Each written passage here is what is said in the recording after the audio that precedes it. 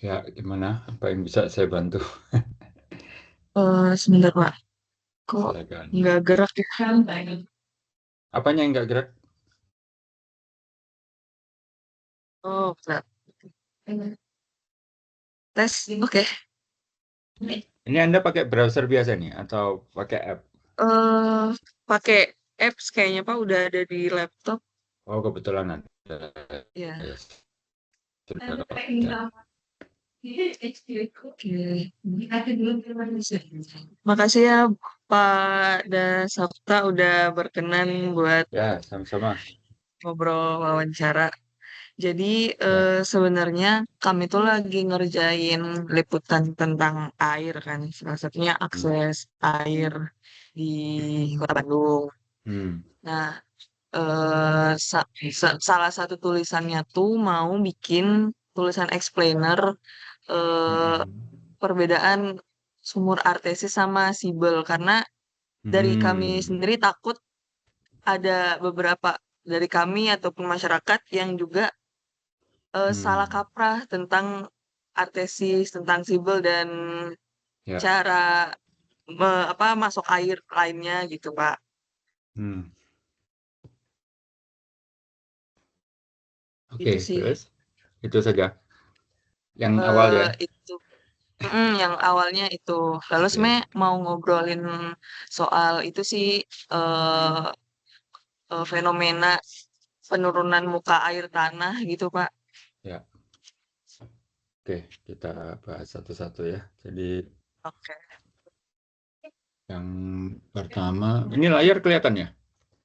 Kelihatan.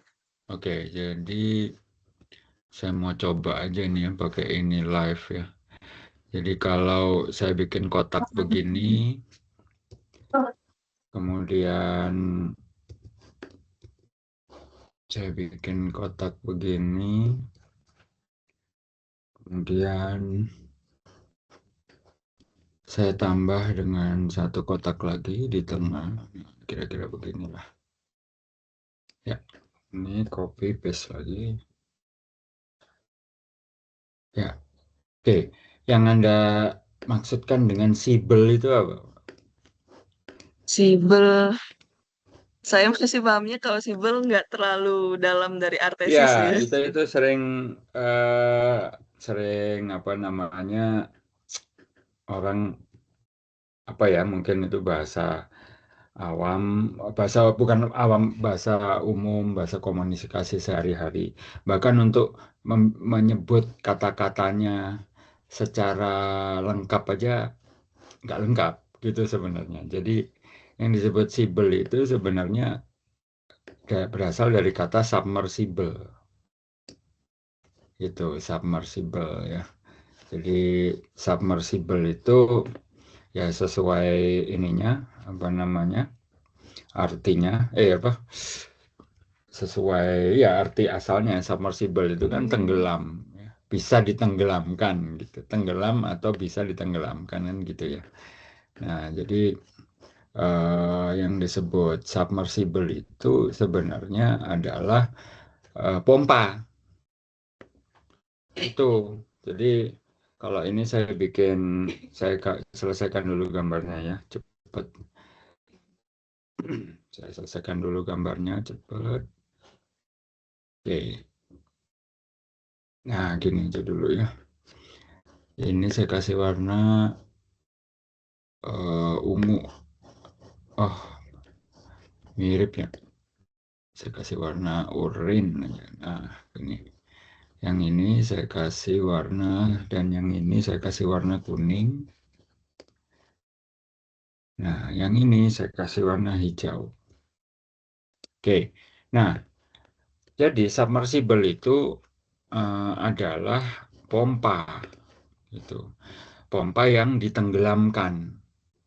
Ya, sebenarnya pompa submersible itu juga mungkin 20 tahun, 15-20 tahun yang lalu itu nggak populer, khususnya untuk sumur-sumur yang punya warga ya. Biasanya itu untuk sumur dalam gitu ya. Jadi di sini pompanya itu bentuknya seperti torpedo gitu, rodal begitu. Nah, seperti ini gitu. Ya, jadi ini adalah pompanya. Nah, pompanya itu kan di sini ada pipa, ya. Nah, dari sini terus masuk ke rumah, gitu. Ya, ntar ini saya giniin. Ini bisa nggak ya? Ntar.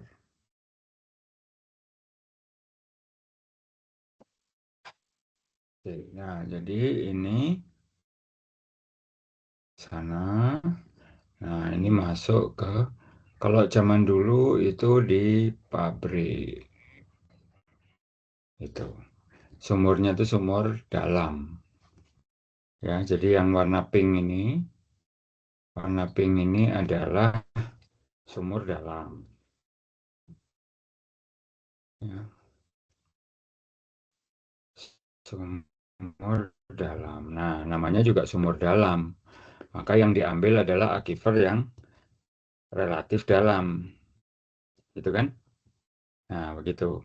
Nah, relatif dalam itu berapa meter sih, Pak? Gitu ya. Nah, itu juga kenapa saya pakai kata-kata relatif? Karena mungkin 30-40 tahun yang lalu di seluruh Indonesia ini yang disebut sumur dangkal itu ya mungkin nggak nyampe 10 sudah ada air gitu kan ya. Dan air tanahnya itu oke gitu ya. Kalau dipompa nggak cepat turun ya, 10 meter. Ya. Nah, tapi sejalan dengan orang nambah, rumah nambah, otomatis kebutuhan air nambah. Ini di mana-mana ya, bukan hanya di Bandung nih ya. Orang nambah, kebutuhan air nambah, maka air, orang mengambil air pada aquifer yang tidak tertekan, yang ini, ya, yang relatif dangkal, yang tadi saya bilang kurang lebih 10 meteran itu, mungkin nggak nyampe, itu makin banyak kan yang ngambil di situ, ya, karena tetangganya, karena tahu tetangganya ngambil di sumurnya hanya misalnya 5 meter, ya dia bikin 5 meter dan seterusnya gitu. Dikalikan 10, kalikan 20, kalikan 100, ya lama-lama sumur yang 5 meteran itu airnya cepat turun atau bahkan mungkin sudah tidak di dalam posisi 5 meter di bawah tanah lagi kan gitu. Akibatnya orang memperdalam sumur, sumur dan seterusnya. Jadi sekarang ini sudah sangat wajar untuk orang rumahan juga menggunakan sumur itu pakai mesin. Yang mungkin 30 tahun yang lalu yang pakai mesin itu hanya pabrik untuk ngebor itu. Gitu. Jadi kedalaman sumur di rumah tangga domestik juga makin ke sini ya makin dalam. Akibatnya sumurnya makin dalam, maka yang diambil tidak lagi aquifer yang tak tertekan ini atau unconfined aquifer yang dulu bisa disedot pakai jet pump, itu. Ya, ada lagi istilah jet pump. Ya kan masih mending ada pumpnya lengkap gitu. Orang dulu ngomongnya lengkap jet pump. Kalau sekarang sibel, apa sibel tadi? Barang apa sibel itu? Ya kan nggak jelas. Kadang ini omongan orang umum ini bukan hanya Anda ya. Bahkan pumpnya aja nggak disebut gitu ya. Jadi yang lengkap itu adalah submersible pump. Nah itulah yang ada di sini gitu ya. Nah kalau zaman dulu ya cukup ini jet pump begitu. Ini pompa. Ini pipanya ya, nah pompanya itu di sini. Nah, ini pompa. Jet pump itu kan pompanya di atas gitu ya. Kalau submersible yang ini itu pompanya di bawah sumur. Nah, ini tuh submersible. Ini saya coba jelaskan dengan ini ya. Tidak buru-buru. Ini berarti pompa submersible. Nah, gitu. Itu kurang lebih. Nah, jadi di manapun di Indonesia ini dan di luar negeri pun sama, lapisan yang mengandung air tanah itu bisa lebih dari satu dan itu bisa bersusun-susun ke bawah. gitu ya. Nah, itu kenapa saya gambar dua lapisan yang kuning ini. Ada yang tidak tertekan, ada yang tertekan ya, yang dangkal. Di sini saya tulis relatif. Kenapa saya selalu pakai relatif ya? Karena tadi dangkal sama dalam itu sekarang sudah urusannya dengan apa namanya kuat tidak membayar atau ada atau tidak adanya mesin bor yang dalam kan gitu ya. Sedalam apa sumur bor yang Anda punya. Nah, itu. Jadi itu kenapa relatif gitu kan ya. Tapi jadi kalau dari sisi keilmuan dari sisi saya sebenarnya kami tidak mendorong untuk pakai kata-kata jangkal dan dalam. Kami pakai istilah itu aquifer tidak tertekan dan aquifer tertekan. Nah, yang tertekan dulu, kenapa tertekan? Karena ada tekanan, gampang kan gitu ya. Nah, ini tuh lapisan sekat. Nama ini itu lapisan sekat impermeable. Nah, kalau ada istilah impermeable, kira-kira artinya apa? Bisa dilewatin air atau tidak? Enggak. Enggak, ya betul. Jadi ada lapisan-lapisan yang tidak bisa dilewatin air. Atau kalaupun air bisa lewat sedikit sekali, beda dengan yang kuning ini. Nah, yang mana hijau-hijau ini namanya sekat. Dia berfungsi sebagai sekat. Gitu. Jadi dia menyekat antara yang atas dengan yang bawah ya. Untuk yang lapisan sekat yang satu ini saya kasih nomor ya. Nah, lapisan yang sekat yang bawah, yang nomor 2 ini menyekat aquifer yang kuning yang tertekan ini, gitu ya. Ini nanti gambar bisa di capture aja nanti. Nah, karena aquifer yang warna kuning yang di bawah ini kegencet oleh dua lapisan yang warna hijau, maka dia jadi punya tekanan. Kan di sini penuh air. Seperti balon aja. Balon kan diisi air. Nah, airnya setelah balonnya ditaliin, diikat kan airnya nggak bisa kemana-mana. Maka begitu dicoblos dengan jarum, ya muncrat airnya. Ya. Si jarum yang nyoblos balon tadi adalah sumur ini, gitu. Gitu. Jadi begitu sumur itu menembus lapisan yang warna kuning yang bawah, itu tekanannya naik, kemudian airnya muncrat atau mancur. Berat.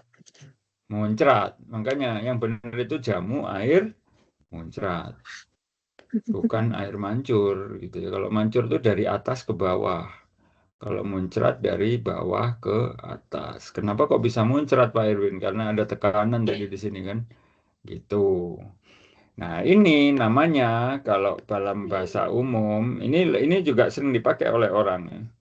Ini adalah kondisi artesis atau bertekanan gitu. Nah, jadi kalau Anda kalau Anda misalnya sekarang dengar, wah sumur artesis, nah tunggu dulu artesisnya itu muncrat atau enggak gitu. Jadi dia ngambil aquifer yang mana? Selama dia dalam tapi ngambilnya aquifer yang ini, ya dia tidak ada tekanan ya berarti bukan sumur artesis. Tapi kalau dia mengambil aquifer yang sumur itu mengambil air dari aquifer yang bertekanan, maka sumurnya jadi artesis gitu. Nah, ini kita bicara istilah yang yang betulnya dulu ya. Jadi aquifer ada dua, tertekan dan tidak tertekan. Yang tertekan sesuai namanya ada tekanan di situ. Kok bisa ada tekanan ya karena dia ada di posisi yang relatif dalam kegencet oleh dua lapisan hijau, gitu kan ya.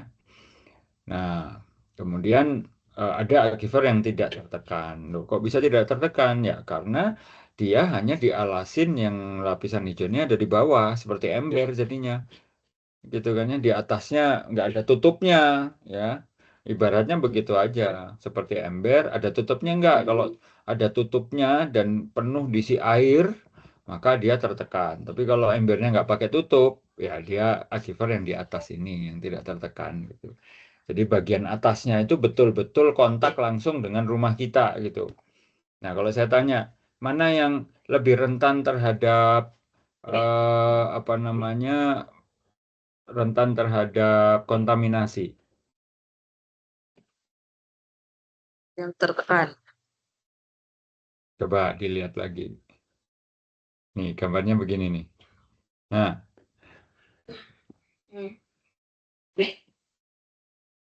Kontaminasi yang tidak tertekan, yang yes, lapisan betul. paling atas. Tidak tertekan. Yang paling atas, karena di bagian atasnya dia nggak apa namanya, air tanah muncrat keluar. Bentar ya, karena bertekanan. Saya tambahin. Nah, kenapa kok yang tidak tertekan yang rentan kontaminasi ya? Karena di atasnya tidak ada lapisan yang hijau ini lagi, gitu kan ya. Langsung rumah, langsung ketemu apa? Langsung ketemu septic tank, langsung ketemu sungai yang menjadi buangan dari septic tank orang-orang kan gitu. Ya, jadi aquifer yang ini juga berhubungan dengan sungai, bisa gitu. Kok bisa Pak Erwin? Nah, sekarang kalau saya panjangkan sedikit ke sini gitu ya. Terus di sini saya kasih badan sungai gitu ya. Ini kebalik ini. Bentar, gimana cara baliknya?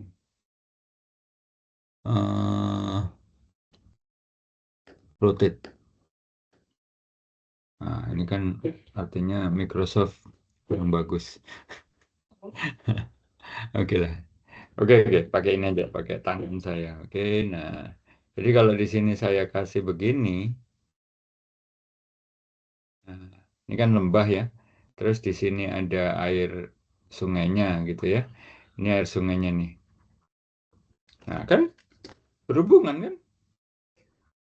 Ya, jadi kalau misalnya air tanah yang dari di aquifer yang ini, yang atas ini misalnya muka air tanahnya di sini misalnya gitu ya.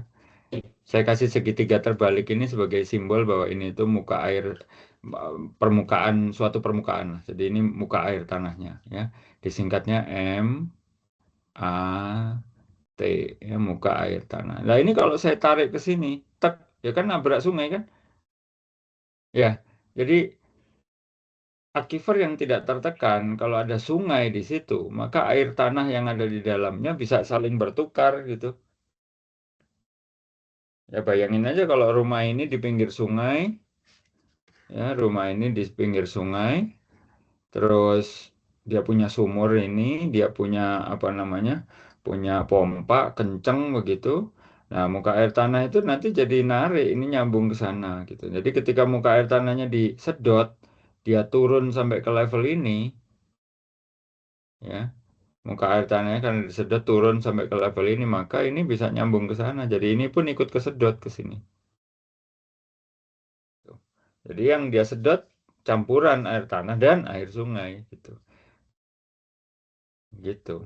Ya, jadi di kalau kondisi di Bandung ya, semakin ke arah selatan itu makin terjadi seperti ini. Karena kan daerahnya makin rata.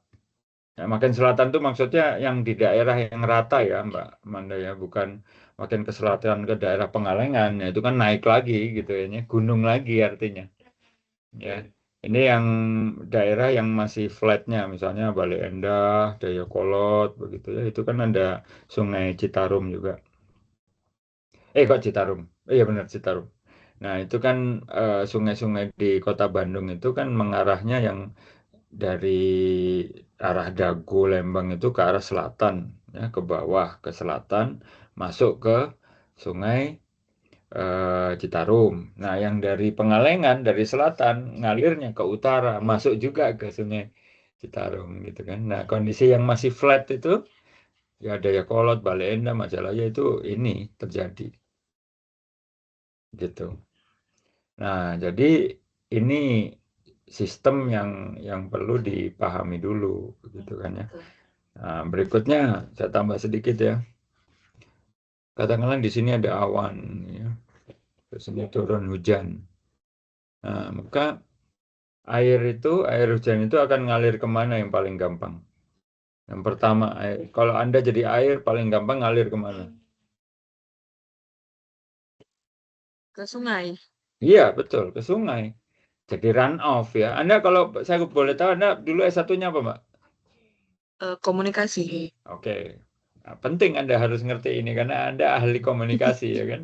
Nah, jadi ini kan siklus air biasa sejak SD Anda udah diajarin gitu kan ya yang namanya hujan nyampe ke atas permukaan tanah. Ilmunya masih sama dengan SD sebenarnya. Dia akan nyari cara yang paling gampang untuk ngalir ke daerah yang lebih rendah. Yang paling gampang kemana ya? Ke sungai. Menjadi run off.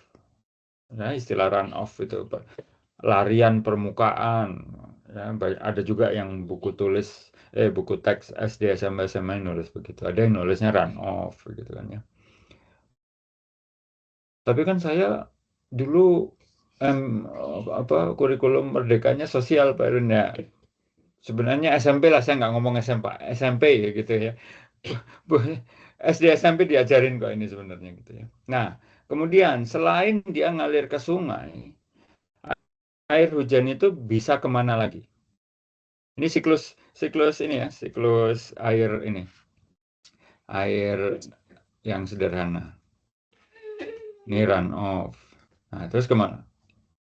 Ke tanah. Ya, betul.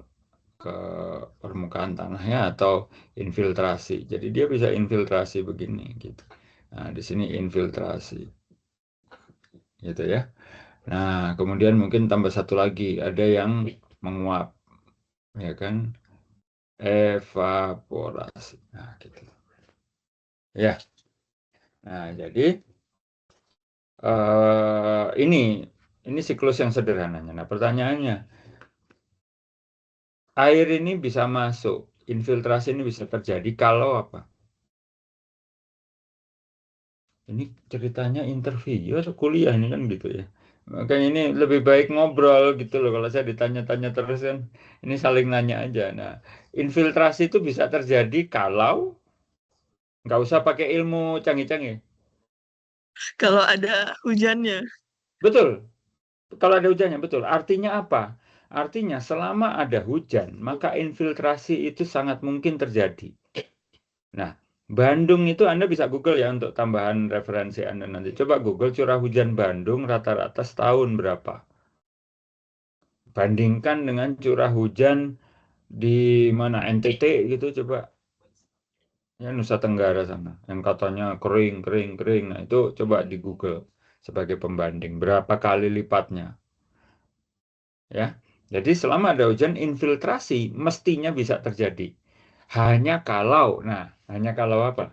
Ada hujan, ya kan? Tapi air hujan sendiri itu selain masuk ke sungai, dia bisa masuk ke dalam tanah untuk terjadi infiltrasi. Kalau apa?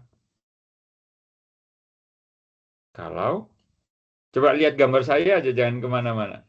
Bayangin ya, bayangin kalau ini saya copy, saya saya mau ngopi ini kok, copy, oh ini space. Andai kan kalau ini air hujan itu jatuhnya di sini, bisa terjadi nggak infiltrasi? Enggak. Ya, Karena tidak, ketutup. karena iya ketutup rumah. Iya. Jadi air hujan yang ini kalau saya copy terus saya paste, jatuhnya di sini. Ya nanti ngalirnya kemana ini? Jatuh ke atap terus ngalir kemana? Iya, ke talang air, terus ke selokan, dari selokan ke sungai kan? Oh, kan. Sungai. Oh, iya. Iya, itu. Akibatnya sungainya akan apa? Terkontaminasi. Hah? Kita nggak bicara kontaminasi dulu nih kan? Oh, enggak. Kan ini hujan, anggapannya hujan kan Oke. Heeh. bersih ya. Maka sungainya akan apa? Sungainya akan debit airnya bertambah. Nah, debit air sungai bertambah, tapi volume sungainya bertambah nggak? Enggak. Enggak, ya. Jadi eh Microsoft ini parah yang diklik apa yang ini apa saya tambahin lagi sini ya. Nah, sekarang bayangin hujannya tinggi, rumah ini makin banyak, artinya makin banyak lahan dari aquifer yang warna kuning ini ketutup oleh rumah, maka makin banyak air yang jatuh ke atap kan, dan makin banyak air, akibatnya makin banyak air jatuh dan mengalir ke sungai kan. Tadi Anda bilang sendiri, debit sungai nambah, volumenya tidak bertambah. Akibatnya terjadi banjir. Gitu. Gitu. Ya. Jadi ketika di musim kemarau berikutnya, orang yang punya sumur ini merasa, "Duh, ini muka air tanah saya kok turun," gitu ya. Maka sebenarnya apa yang terjadi? Kenapa muka air tanah ini turun? Coba kalau nggak ada rumah ini, muka air tanah ini akan turun nggak? Ya? Tidak. Enggak, enggak Tidak. kayaknya. Mestinya enggak. Mestinya. Karena kalau nggak ada rumah, air hujan ini akan bisa meresap kan? Ya. Jadi kalau muka air tanah itu turun di musim kemarau berikutnya, artinya telah terjadi perubahan jenis air yang tadinya air tanah menjadi air sungai, betul tidak? Nah, itu. Jumlah air totalnya bisa saja tetap, sangat mungkin tetap. Kan Anda pernah dengar nggak water balance? Ya, namanya juga siklus air, siklus hidrologi. Nah, kalau jumlah-jumlahnya itu dihitung kan mestinya kurang lebih ya sama antara air air hujan dibandingkan dengan air yang menguap, air yang ke sungai sama air yang meresap kan kurang lebih sama mestinya. Bukannya awan itu berasal dari penguapan juga kan gitu. Ya, jadi perputaran itu tuh kan siklus ya. Siklus alamiah yang sudah diatur gitu. Gitu. Jadi jenis airnya berubah. Maka yang tadinya jadi air tanah jadi air banjir kan gitu. Gitu. Tapi Pak mau Oke. nanya, Oke, langsung. eh penurunan muka air tanah itu eh apakah salah satunya juga karena airnya terlalu sering disedot apa gimana Pak? Hmm, itu juga salah satunya, ya kan? Coba sekarang saya tanya, ini sekarang geser ya. Kalau tadi kan dari siklus ya kan? Tadi dari sisi siklus air, kemudian kita juga sudah belajar bahwa air tanah itu berlapis-lapis, lapisannya kayak apa ya, seperti yang ada di gambar ini, gitu kan ya, kurang lebih. Di Bandung adakah yang seperti ini? Ada, gitu kan ya. Oke, sekarang Anda nanya, apakah muka air tanah bisa turun karena sering disedot? Yang paling logis ya bisa, gitu kan ya. Apalagi kalau resapan peresapan proses infiltrasi dari hujannya di musim hujan yang sebelumnya nggak terjadi kan gitu. Paham ya? Nah, jadi mana yang lebih mungkin cepat habis? Yang kuning atas atau kuning bawah? Kuning atas. Mestinya kuning atas, karena dia aquifer yang dangkal, dalam arti dia memang berkontak dengan permukaan, dia kontak langsung dengan air hujan, kontak langsung dengan sungai, kontak langsung dengan aktivitas manusia atau antropogenik. Maka dia yang paling gampang terganggu dari sisi kualitas dan kuantitas, kan gitu. Jadi ketika kemarau panjang, ya aquifer itu yang pertama kali turun. Ketika musim hujan deras, ya aquifer itu juga yang pertama kali penuh. Gitu kan ya? Begitu pula kalau nanti terjadi kontaminasi, aquifer itu juga yang akan pertama kali terkontaminasi. Gitu kan? Nah, sekarang Anda mungkin nanya lah, berarti gimana Pak aquifer yang tidak tertekan itu jadinya sekarang gimana gitu kan ya? Ya, aquifer yang tidak tertekan itu pada akhirnya tetap akan diambil sih oleh warga yang terutama yang tidak sanggup untuk memperdalam sumur. Gitu. Tapi Apakah cukup kebutuhannya? Mungkin cukup kalau dari sisi jumlah, tapi mungkin bukan untuk seluruh kebutuhan, karena kualitasnya bisa jadi jatuh atau turun, gitu kan? Kualitasnya jadi jelek, gitu kan? Dengan berbagai aktivitas, gitu kan? Yang dilakukan oleh manusia, gitu, gitu, ya, oke. Terus, Tapi sebenarnya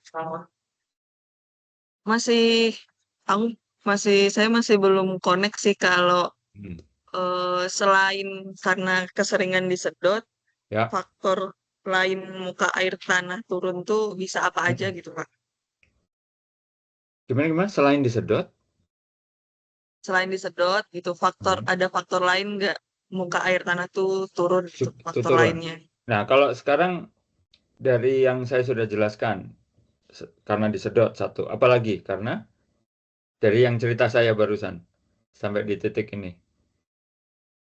Ternyata Hah? lupa. Coba lihat gambar Oh, saya itu. Ada apa? Ada gambar apa saja di situ? karena airnya ngal Hah? Halo? Putus ya? terus Ya, ya. karena kemarau panjang. Iya kan? Kan tadi saya cerita, kalau Ya. kemaraunya Oh, panjang, oh, ya aquifer itu yang pertama kali kering. Karena nggak ada sedikit oh, sedikit pun air meresap, walaupun sedikit ya. Ketika musim hujan datang, aquifer itu juga yang pertama kali penuh, ya kan? Tapi walaupun penuh, orang make tetap aja mungkin hanya untuk keperluan yang bukan untuk diminum, untuk masak itu sudah bukan pakai air tanah itu kan karena kualitasnya udah turun kan gitu. Jadi kalau Anda nanya tadi karena faktor apa saja air tanah turun, ya hanya dua yang terutama karena disedot dan karena hujan nggak datang. Hanya dua itu yang alamiah, ya kan? paham, udah paham. Nah, ada yang ketiga, tapi unlikely untuk terjadi di tempat-tempat yang lumrah. Ya, tempat lumrah itu ya perkotaan begini, itu kecil kemungkinan terjadi. Biasanya ini terjadi di daerah yang berbukit-bukit, yang ada aktivitas misalnya pertambangan, begitu. Aktivitas pertambangan itu bisa mengubah aliran air tanah. Nah, itu maksud saya. Yang tadinya ngalir misalnya ke utara, karena ditambang di selatan atau di timur atau di barat, airnya belok. Bisa itu. Maka air orang yang di sebelah utara tadi merasa, kenapa air tanah saya jadi turun, bahkan kering kan gitu kan ya. Bisa jadi air tanah itu belok gitu, karena aktivitas perubahan bentang alam. Jadi bentang alamnya itu udah dirubah oleh manusia. Dari bukit jadi lembah misalnya begitu. Nah, itu air tanah jadi bisa belok-belok gitu. Nah, tapi sebab yang ketiga ini kan sebab yang tidak umum gitu. Ya, jadi ada dua hal utama ya tadi disedot dan karena kemarau panjang. Makin akan makin parah kalau udah mah kemarau terus makin disedot. Ya. Ya, terus akan makin makin parah juga ketika musim hujan datang. Tapi apa yang terjadi? Hubungkan dengan rumah tadi. Iya, kemarau terus nggak ada, semakin disedot terus airnya Atau nggak ketika ada musim hujan datang, meresap air nggak bisa meresap karena apa? meresap. Tata guna lahannya berubah kan gitu. Nah, jadi tata guna lahan berubah itu adalah penyebab sekunder. Itu penyebab faktor sekunder gitu kan. Faktor primernya ya dua. Memang ada yang menghabiskan atau air hujannya nggak turun. Gitu. Itu. Lalu Pak, Hmm. ketika muka air tanah sudah turun nih, eh, dampak yang ditimbulkan apa Pak? Selain nggak ada air. Dampak yang ditimbulkan selain nggak ada air, muka air tanah turun, ya. Oke, Mm. sebentar ya, ini saya lanjutkan dulu gambarnya ke atas, ya. Em, ini saya geser, gimana caranya geser? Nah, terus ini saya, oke, terus ini saya tarik garis ke sana. Ini juga ke sana. Nah, karena orang geologi, maka dia akan selalu berusaha melacak lapisan itu mengarah kemana, gitu kan ya. Nah, andaikan ini adalah Lembang, andaikan begitu ya.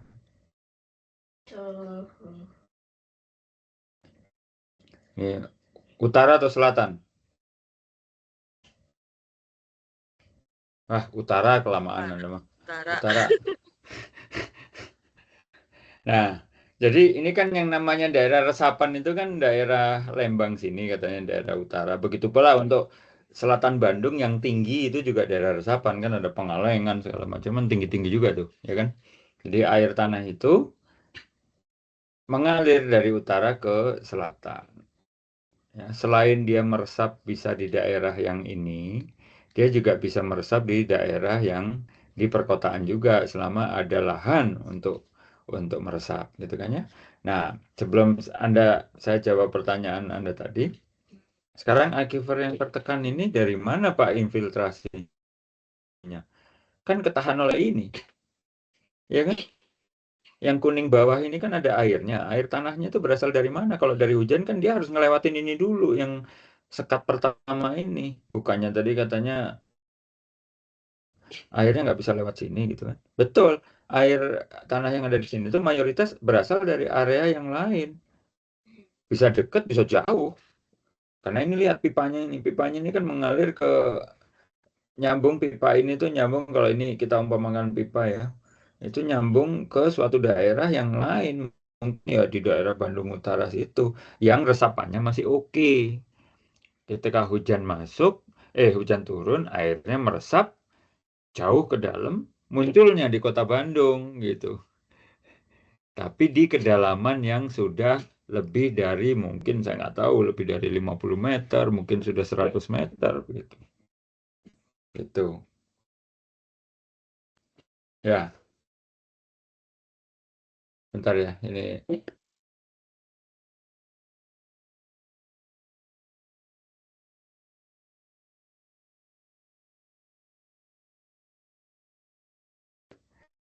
oke, lanjut. Nah, jadi suplai resapan aquifer yang kuning atas dengan resapan aquifer yang kuning bawah itu sumbernya bisa saja beda, ya, bahkan mungkin sekali beda. Itu, ya, itu dulu ya. Jadi sistem input outputnya itu beda antara aquifer kuning atas dengan kuning bawah. Oke, sekarang menjawab pertanyaan Anda, ketika air tanah itu turun, apalagi yang bisa terjadi, gitu ya? Ya sebenarnya sudah menjadi pembicaraan umum, ya, bahwa terjadi penurunan muka tanah, ya kan? Itu sangat mungkin memang terjadi karena kan, ya bayangkan aja misalnya Anda punya ini aja punya ini gini lah, Anda di rumah mau mau ngerenov ruangan misalnya gitu ya, datang mobil pengangkut pasir, naruh pasir di depan rumah gitu ya. Terus pasir itu Anda biarkan juga dia akan turun sendiri kan, mencari keseimbangan dalam situasi kering kan itu si pasir itu. Nah, kurang lebih seperti itu juga. Jadi di Bandung dan di banyak kota di Indonesia, di banyak daerah di Indonesia tidak harus kota ya. Lapisan yang mengandung air ini itu eh, masih belum keras batunya. Gitu. Yang kita injek ini kayaknya keras Pak Erwin. Ini kan kalau kita hentak-hentakan kaki ini nggak melorot juga gitu kan ya. Tapi bukan begitu yang dimaksud keras gitu. Karena ini yang bangunan di rumah kita, yang sekarang ini saya tinggal di Padalarang misalnya, Anda mungkin di Kota Bandung begitu ya. Itu berdiri atau yang tinggal di Jakarta juga sama. Itu berdiri dari hasil endapan sungai. Gitu. Sungai apa ya? Sungai yang ada di Kota Bandung, sungai yang ada di Semarang, di Surabaya, di Jakarta, di Medan, di mana-mana. Sungai itu kan menggerus sesuatu dari daerah yang lebih tinggi kan, ilmu SD lagi nih kan. Ya, mengerosi sesuatu, batuan yang keras dia erosi, butiran-butirannya dia bawa mengalir, kemudian diendapkan di dataran yang rendah. Dataran rendah itu yang seperti apa ya? Seperti yang kita tinggalin sekarang kan gitu. Kecuali Anda tinggalnya di Lembang. Saya nggak tinggal di dataran rendah, Pak. Saya tinggal di dataran tinggi gitu. Kalau Anda tinggalnya di Jalan Dago dan sekitarnya, pokoknya mayoritas orang kan mampunya beli rumah bukan di Lembang kan gitu ya, di daerah yang tinggi. Memang di mana-mana daerah tinggi itu lebih mahal gitu ya. Begitu pula di Jakarta gitu ya, di daerah yang flat, ya di daerah yang dataran rendah itulah hasil pengendapan sungai itu. Setelah sekian ratus ribu tahun, ya jadilah sekeras yang kita injak sekarang. Tapi itu pun belum, kalau pakai skala geologi, tidak sekeras batu yang kalau dilempar ke kepala kita itu sakit sampai berdarah, nggak sekeras itu gitu. Jadi dia masih mungkin juga turun gitu. Apalagi kalau pori-porinya yang tadinya ada airnya hilang ya, pori-porinya otomatis akan nyari keseimbangan yang baru kan. Itu ya kayak Anda aja misalnya di tempat cuci piring itu sedang ada banyak piring yang belum dicuci lah habis lebaran begitu. Anda ambil satu aja sendok di bagian bawah, tsunami kan piring-piring itu semua. Gitu. Ya kurang lebih seperti itu, kurang lebih. Ya. Jadi kalau Anda tanya tadi, apalagi yang bisa terjadi? Ya, tadi penurunan muka tanah. Gitu kan ya. Walaupun penurunan muka tanah itu juga bisa dipicu oleh ya endapannya memang sangat mudah kok. Dia memang masih mungkin turun gitu. Ya kan? Yang kedua, dengan endapan yang masih lunak tadi, belum keras itu, ada peluang yang lain yang terjadi dan ini amit-amit, amin salib, jangan sampai terjadi, yaitu likuifaksi. Kalau gempa terjadi, itu bahkan pasir yang Anda bolehlah Google di YouTube ya, ada video eksperimen liquefaction gitu aja. Itu banyak sekali video-video yang menayangkan skala laboratorium, skala ember lah begitu kasarnya.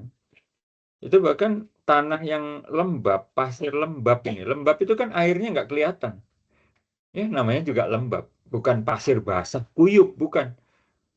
Pasir yang lembab saja, itu kalau digoyang setelah beberapa waktu, airnya jadi ngumpul. Airnya yang nggak kelihatan tadi karena lembab ada di pori-pori itu jadi ngumpul. Akibatnya jadi lumpur. Jadi kalau ada sesuatu di atasnya tadinya baik-baik aja ketika digoyang gempa, tanah yang tadinya terlihat kering-kering saja, tapi dia mengandung kelembapan tertentu, jadi bubur. Itu likuifaksi. Gitu. Betul, Mbak? Berarti likuifaksi itu si muka tanahnya tuh jadi semakin apa? Nyoy gitu Semakin bahasanya. ya Semakin plastis ya, semakin ya. plastis gitu. Makanya kalau di bahasa Indonesia kan proses likuifaksi itu sama dengan proses pembuburan gitu, kurang lebih ada istilah itu juga sih. Jadi yang tadinya terkesan keras, solid menjadi lembek seperti bubur gitu. Setelah digoyang karena gempa gitu. Ya. Ini sebelum kita lanjut ya, saya perlu bilang dulu kalau saya hanya bisa sampai jam 2 untuk yang hari ini karena anak saya mau nge-Zoom juga terapi. Itu jam 2. Ha. Oke, lanjut Mak.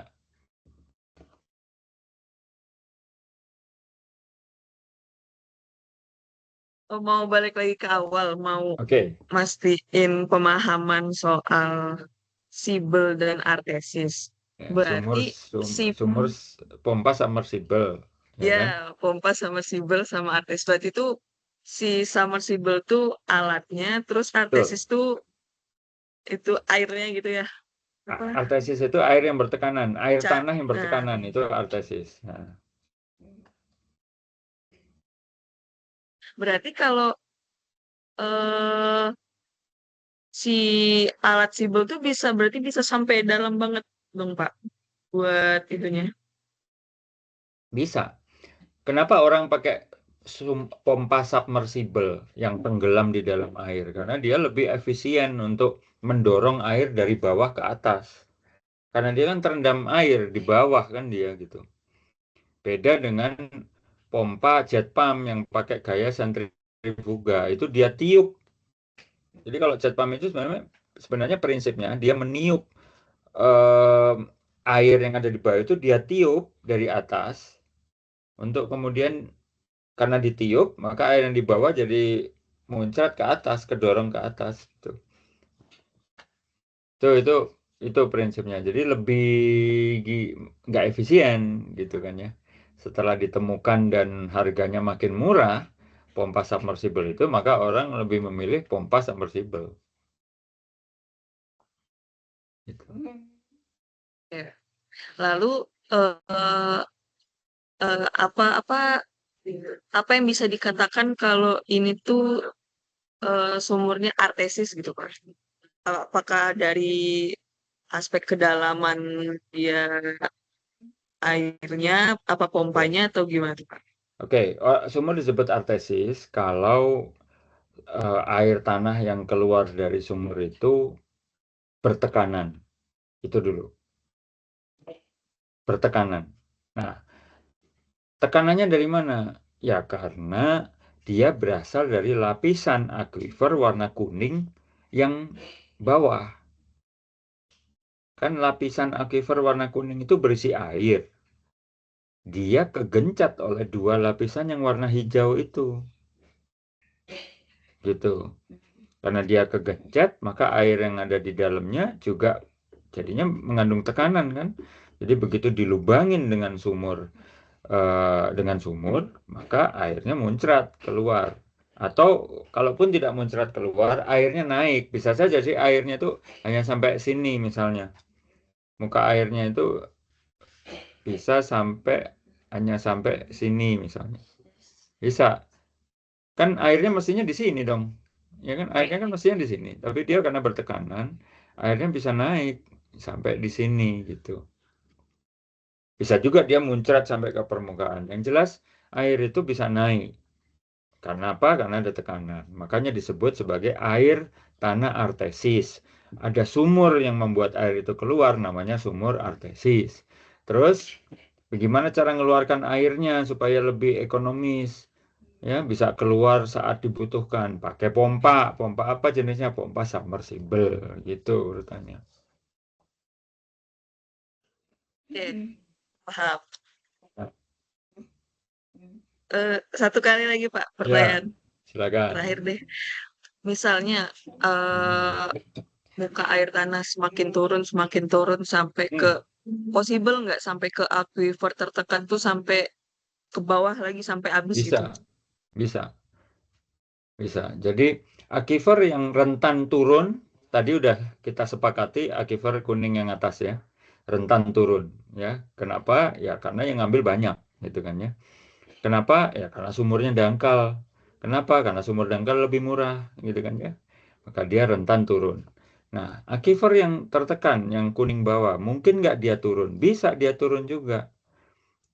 Karena ya tadi daya beli orang makin besar, dia bisa bikin sumur yang makin dalam, dia bisa beli pompa submersible yang paling paling kapasitasnya paling besar, ya dia bisa bisa sedot air yang ada di bawah itu. Dan yang nyedot bukan hanya domestik.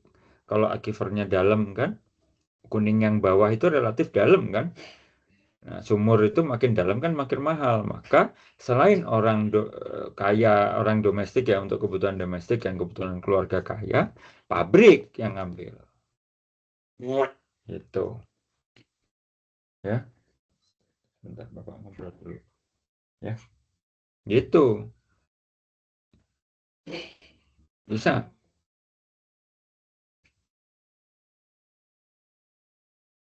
Ya. Ya, jadi kalau di sum up ya kurang lebih seperti ini kalau disimpulkan bahwa ini namanya sistem hidrogeologi. Jadi ini tuh kalau saya boleh kasih nama ya ini diagram sistem hidrogeologi ya. Yang mana sistem hidrogeologi itu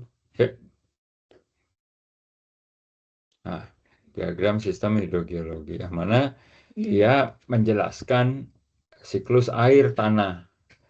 Bagaimana dia mengalir, di mana dia mengalir, ya kan? Inputnya bagaimana, prosesnya bagaimana, outputnya bagaimana. Itu sistem hidrogeologi, ya, khususnya untuk urusan air tanah. Nah, air tanah sendiri mengalir di mana? Mengalir di lapisan akuifer yang warna kuning itu. Lapisan akuifer yang warna kuning itu tidak mungkin satu, mestinya banyak dan dia bisa bersusun ke bawah. Ya, masalahnya adalah lapisan warna kuning itu bisa berisi air hanya kalau hujannya ada. Satu, ya kan? Dan dia bisa terisi air kalau infiltrasinya terjadi. Ya kan? Yang I tadi itu. Ya, hujannya tinggi, tata guna lahan berubah, ketutup aspal, permukaan tanah ketutup rumah dan seterusnya, maka infiltrasi minim terjadi atau bahkan tidak terjadi. Akibatnya air hujan yang banyak tadi lebih banyak ngalir ke sungai. Sungainya penuh, banjir. Ya. Nah, kemudian ada akifer kuning yang bawah yang tertekan. Nah, itu dia punya sifat yang lebih tidak rentan terhadap tadi penurunan muka air. Ya, dia lebih tidak rentan. Kenapa ya? Orang pertama pasti ngambil kuning yang di atas, baru kuning yang di bawah kan yang lebih mahal. Terus yang berikutnya eh, apa namanya? Kualitasnya juga dia lebih terjamin, rentan mengalami perubahan kualitas. Itu kenapa pabrik-pabrik yang beberapa bulan yang lalu isu Pak KDM ya, yang pabrik air kemasan itu, kenapa pabrik air kemasan yang ada di Indonesia, nggak hanya di Indonesia, di luar negeri pun sama. Mereka akan menargetkan ngambil aquifer yang tahan terhadap perubahan kualitas, tahan terhadap kontaminasi. Dan itu adalah aquifer yang kuning bawah. Karena kan ada sekat hijau itu yang nutupin itu. Jadi aquifer yang kuning bawah itu tidak kontak langsung dengan aktivitas manusia. Jadi dia diharapkan lebih tahan terhadap kontaminasi. Nah, gitu kurang lebih. Nah, kemudian overall ketika ada pengambilan air banyak, kemudian kemarau panjang, ya muka air tanah akan turun. Muka air tanah turun menyebabkan eh, lapisan kuning aquifer yang masih lunak tadi dia ikut mengalami proses keseimbangan baru ya mencari keseimbangan baru karena itu kan butiran-butiran pasir kan ya dia mencari keseimbangan baru yang paling gampang ya dia turun gitu. Kenapa? Karena pori-pori yang tadinya terisi air menjadi kosong gitu ya. Nah, kurang lebih seperti itu penjelasan pendeknya lah untuk kasus yang Anda tanyakan hari ini, Mbak Manda. Mudah-mudahan jelas. Terima kasih, Nah, ini Pak. nanti transkripnya ini kebetulan ada AI-nya mestinya. Transkripnya nanti saya lihat, saya rapihkan, saya kirim ke Anda berikut videonya. Siap, Ya, Pak. Terima kasih banyak, itu. Pak. Wah, kuliah Sorry, 1 SKS nih, Pak. ah, pertanyaan saya satu, kalau Bandung Bergerak itu siapa yang menginisiasi, Mbak? Pemretnya sih itu Tri Joko Heriadi, Pak. Ah, oke, backgroundnya apa? Maksud saya backgroundnya dari Oh, memang jurnalis kah atau apa gitu? jurnalis, Jurnalis ya. jurnalis. Oke. Beda sama Jabar Bergerak, Pak. Oh beda ya.